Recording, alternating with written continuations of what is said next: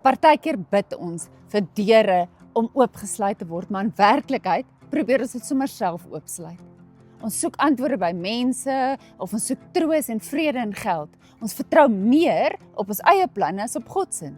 Terwyl God moontlik die hele tyd vir jou wag om daardie deure oop te maak. Hoor hierdie belofte van Abba Vader in Openbaring 3:8. Kyk, ek het voor jou 'n geopende deur gegee en niemand kan dit sluit nie. Hoor jy dit? Die deurbraak wanneer jy soek begin en eindig by God alleen.